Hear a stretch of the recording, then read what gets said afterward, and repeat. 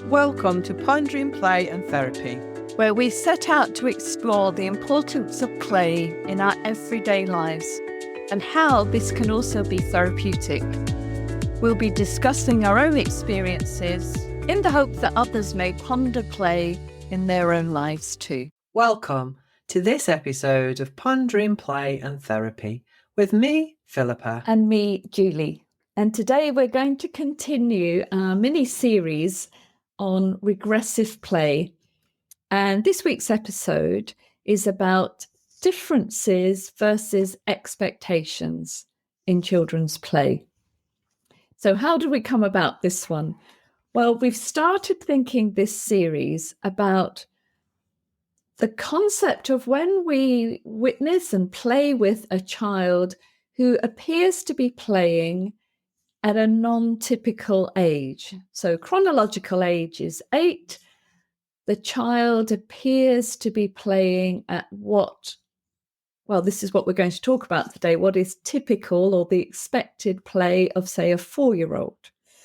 And the questions that we as parents, as teachers, as therapists, as neighbours, the questions we might ask around, why is this 8-year-old playing like a 4-year-old? And I suppose the overall question is it a problem? Is the 8-year-old playing as a 4-year-old and it feels good and it brings about connection and it's soothing and it's helpful for that child?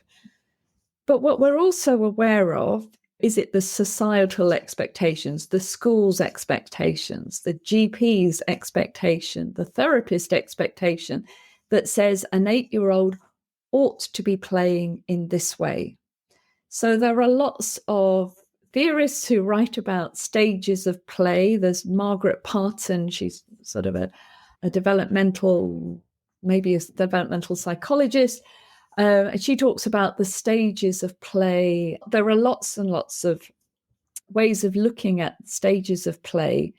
But of course, we know as therapists that we often meet a child who's playing in a way that is not seen as typical or not seen as the expected play for that age. So that's where we're going to be exploring today.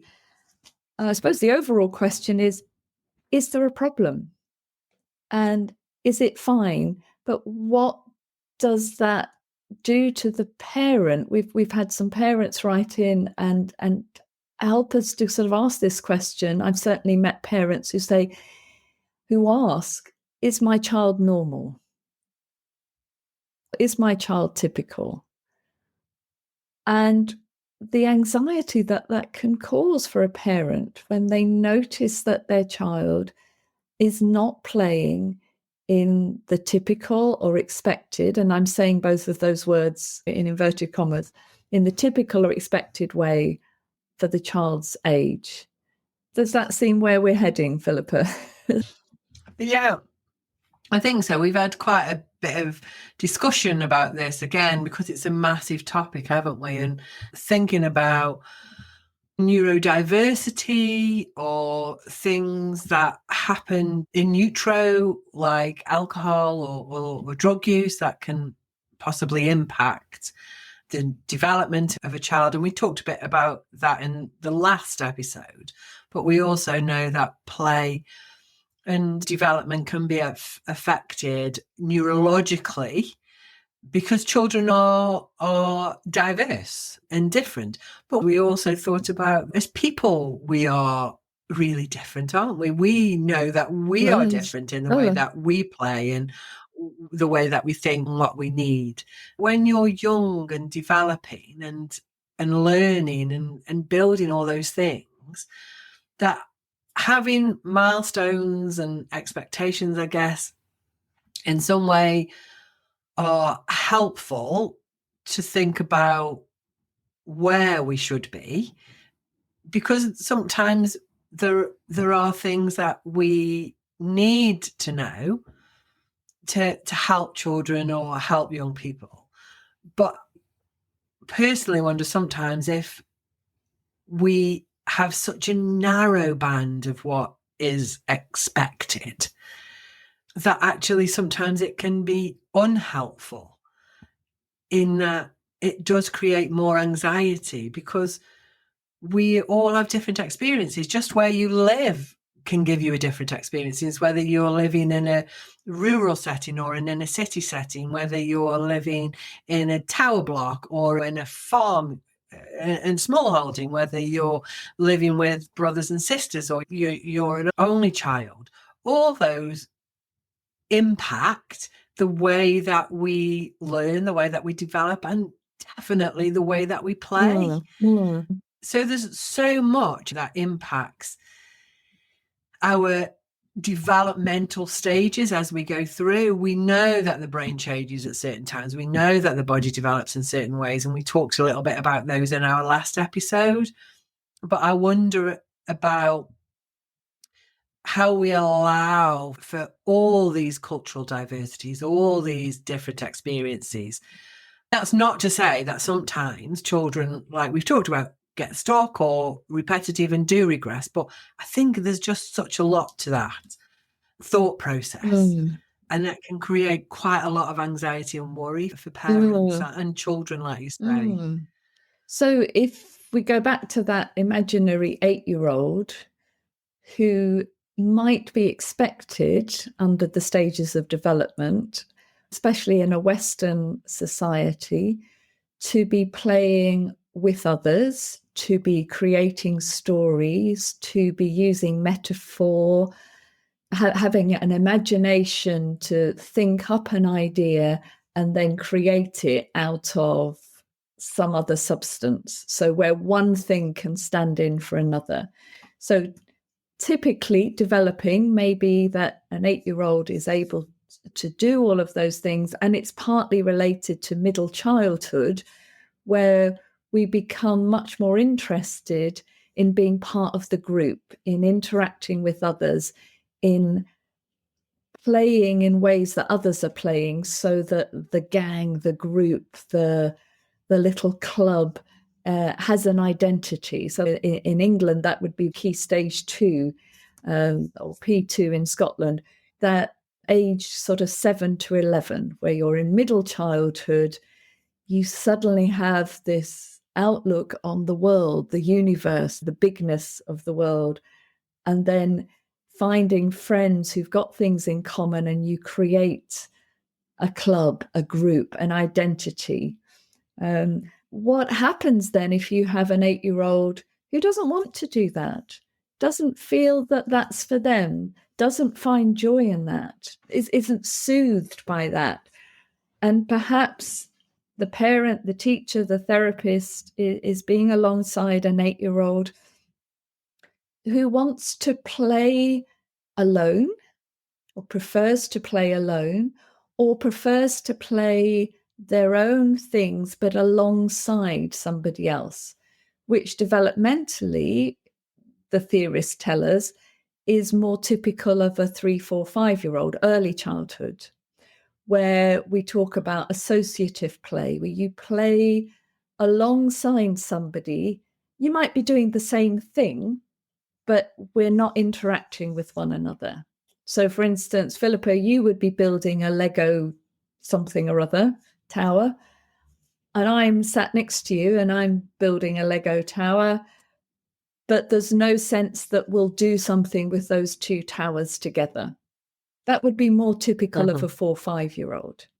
But of course, an 8-year-old may still want to play like that. And our question that we'll keep coming back to is it a problem? And if it's a problem, who is it a problem for? Might not be a problem for the child. They're actually quite enjoying this. This is what soothes them, brings them joy.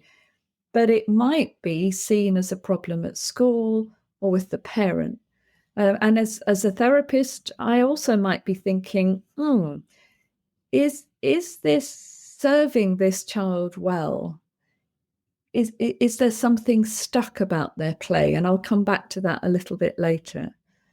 But I'm also thinking about, say, a child who has a real desire to play with what's sometimes called messy play. I don't like that term because it gives it a kind of negative connotation, but wants to play with spaghetti, play with Play-Doh, play with oil and flour and making gloopy stuff, slime and so on. And the joy or the incentive for the child is simply to get their hands or their feet or their face into that gloopy substance. And that would be more typical of 1, 2, 3, 4-year-olds who want to explore that sensory experience of where do I end, where does the world begin?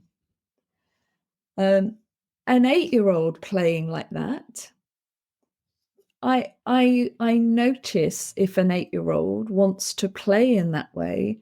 And in the therapy room, I have a big box full of spaghetti, flour, oil, water, and they can do whatever they like within that box. I am always wondering what has drawn that 8, 9, 10-year-old into play that is younger, typically younger, and where they don't want to make it into an object. So there's playing with Play-Doh to make objects. That would be more typical of an older child. But just playing with Play-Doh, squishing it between your fingers, tasting it, moving it around. I suppose that's continually our question. Is it a problem? What's your experience of seeing children playing at a younger age where you see that it's perhaps not due to trauma, which we talked about last week, because of a developmental stage that they're at? It's something more neurological. I wonder, for the work that I do, separating trauma and those early adverse experiences in neurology and more formal diagnosis in those ways sometimes can be quite tricky. But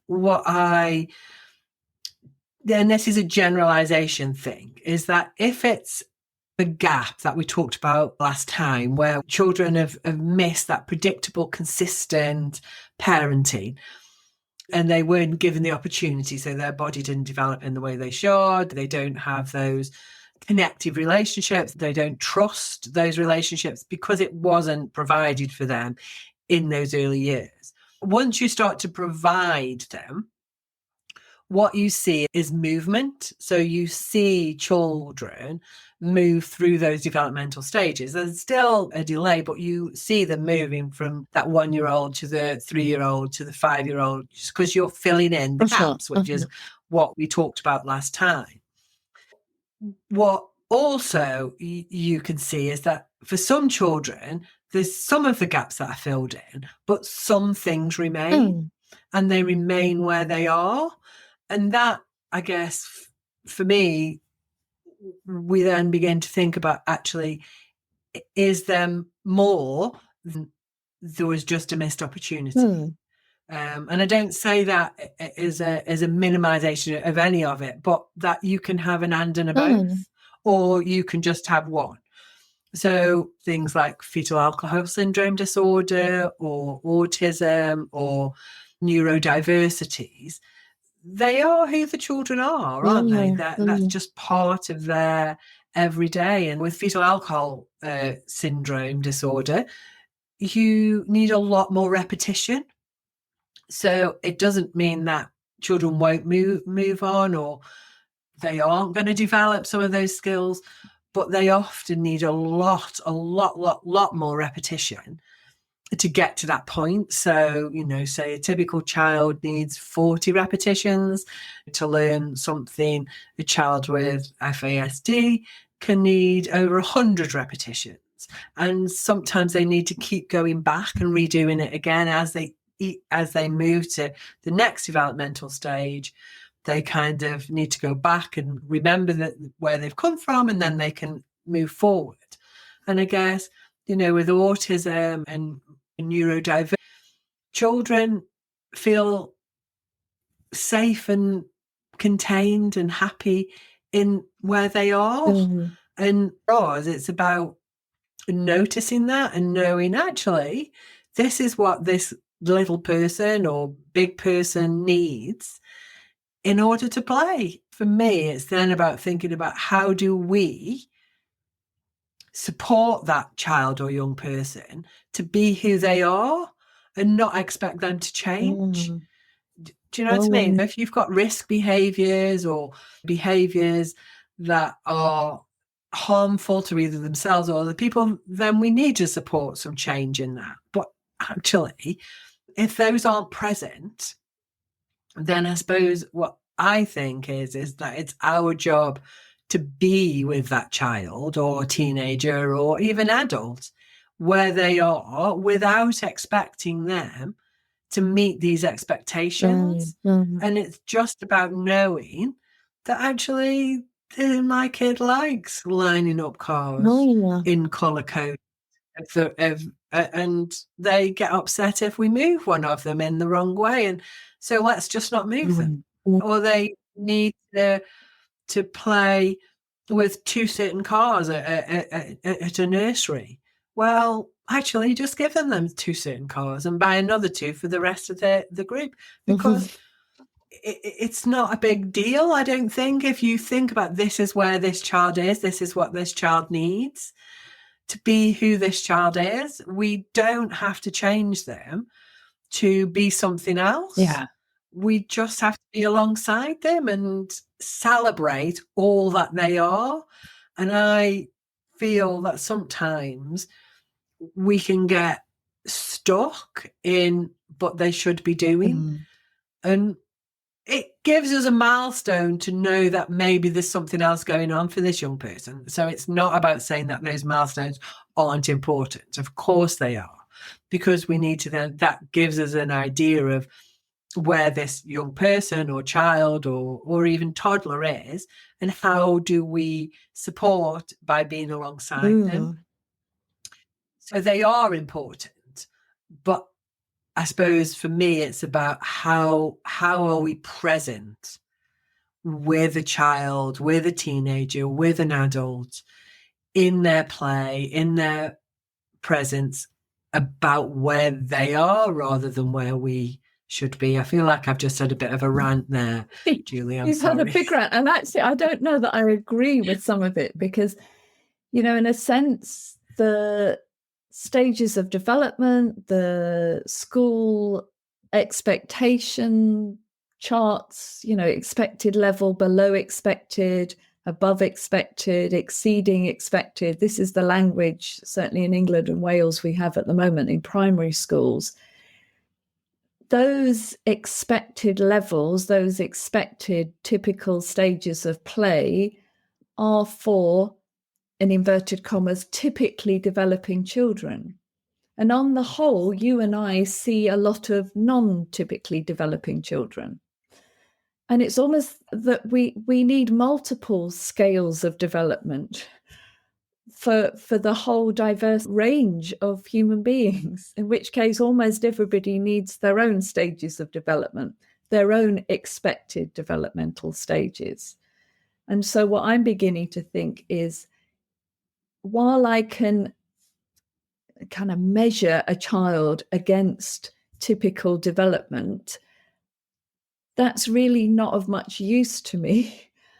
I'm interested in, is this child meeting their own expected milestones? Are they developing in the way that they are created to develop?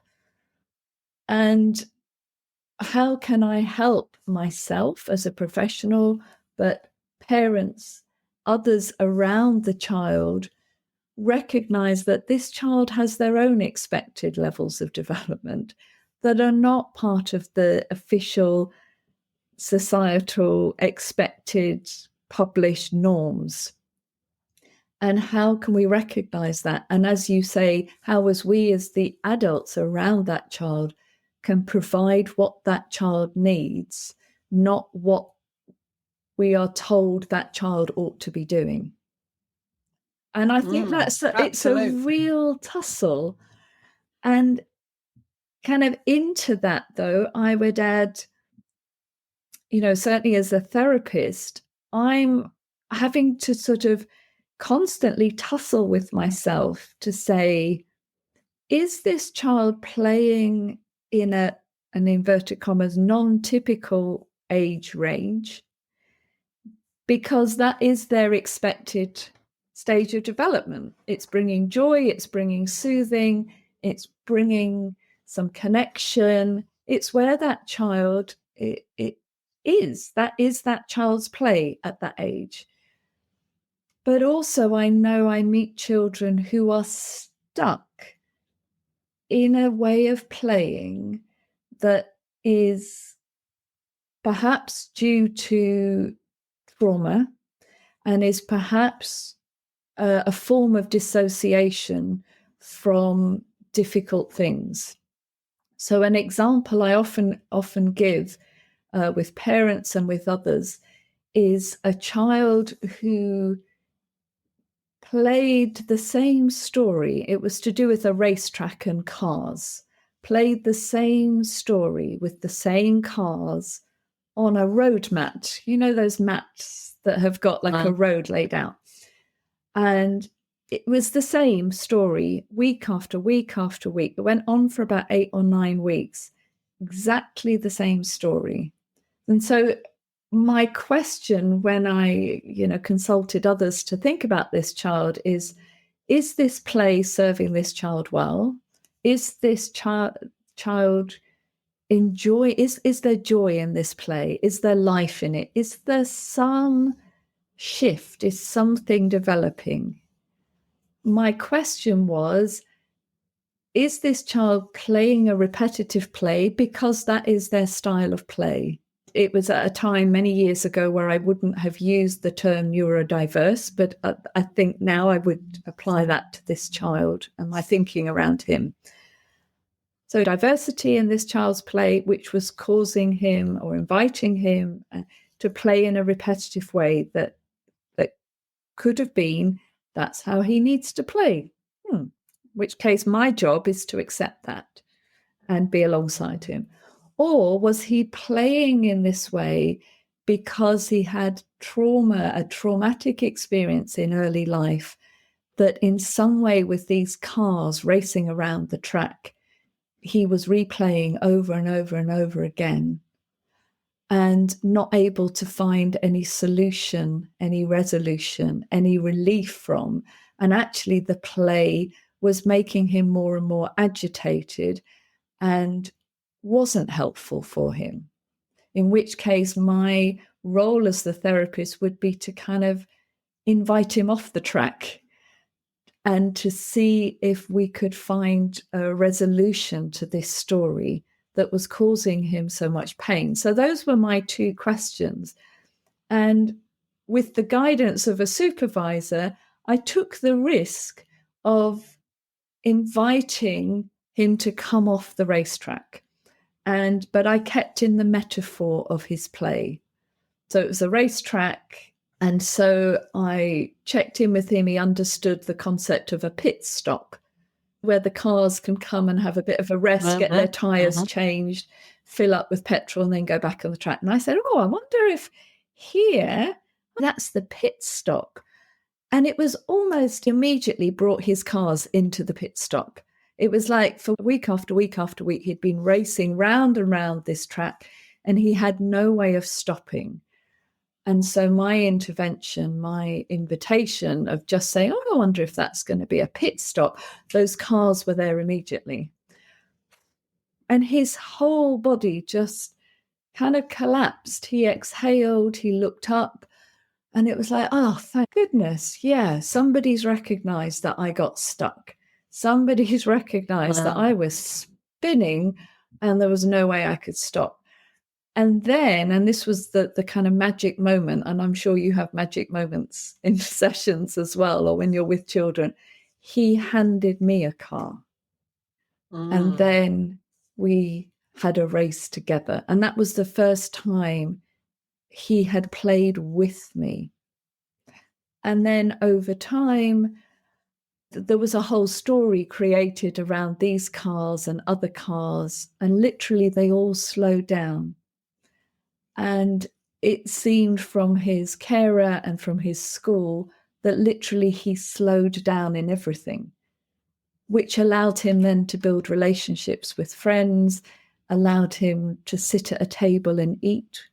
It allowed him to walk to school and not run off on the way to school. But that was a risk I took in working out, is this play that is serving him well, this repetitive play, or is this play that is trauma related and he's stuck in? And I made a choice to take the risk of saying, I wonder if there's a pit stop. And on reflection, I think that was the right choice. But at other times I get that wrong.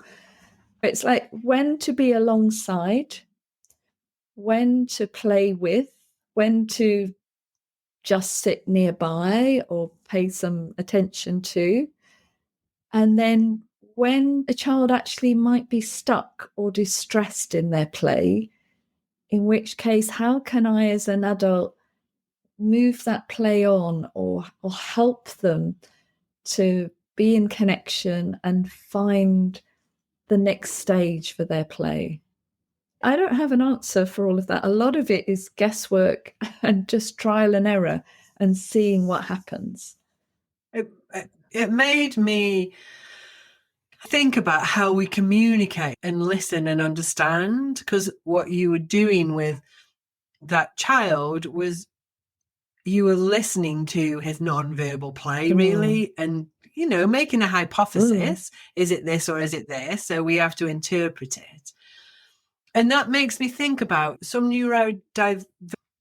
We don't always hear everything that's being said. So sometimes play can feel like a child is misbehaving or not following the rules or being mean. But that can often be because they haven't heard everything that's said. So an example would be that if I say to you, Julie, just pass the ball to Olivia, and then Olivia is going to put it in the basket. So if you don't hear pass the ball, you just hear Julie, Olivia in the basket, then you're just going to think, oh, okay, the basket's behind Olivia and I need to go and put the ball into it. So you don't follow the instruction of passing the ball to Olivia. You just go and put the ball in the basket on your own. So for you followed the instruction as given. For somebody else, and maybe for the child, they're thinking, Julie's really selfish. Julie doesn't want to play. Julie's really controlling. Julie just wants to ruin the game. But actually, what's happened is that you haven't had all the information that the adult or your peer has given you. And that communication and play can be quite difficult, I think, with neurodiversity, again, with FASD, that is one of the things, processing, but also with things like autism or even ADHD. You know, we don't have the same conversation, even though the same words are being said. And I think that in itself can lead to a misunderstanding about children's play. And the other thing about that is, last time we talked about sensory development, if you've got an underdeveloped sensory system and you're playing tag, then you need to hit really hard to know that you've tagged the other person. But the other person's got a typically developing tactile system. They're going to feel that like a good thump. Yeah. And again, that can really get us into trouble when that's not really the intention or the understanding of the child carrying out that play or carrying out that task. And it can seem like it's something else. So again, I think as, you know, as adults, as safe people in children and even teenagers' lives, we need to think about what story or what language are we talking. And I often think when I work with people, it's like we're doing two different dances. Somebody's doing the foxtrot and somebody else is doing the tango. And unless we're in the same kind of footstep, we're going to be misinterpreting one another, aren't we, all the way along? And so I think with play, we can think that children are doing one thing, but because there's the diversity it's not the intent of the child. No. But because we've got these typical boundaries that we put all children in, we measure them from a point that they aren't at. And that in itself, I think, can be really, really difficult for children, and it can really affect their self-esteem and self-confidence, and it can have massive impacts on children going through into adulthood. Really. So how our play or our interactions can be misinterpreted, and how each of us can make assumptions about somebody else's play without checking in with them that was what they were intending to do. So often I'll hear a parent saying, "Oh, my child's been in trouble at school again," or "I was called into school 3 times last week because my child's been controlling, manipulative. He's been called a saboteur in the class. He's been mean to other children. He's been stealing. And I don't see any of that at home, but somehow at school, that's how they're seeing it, or he's being so horrible at school."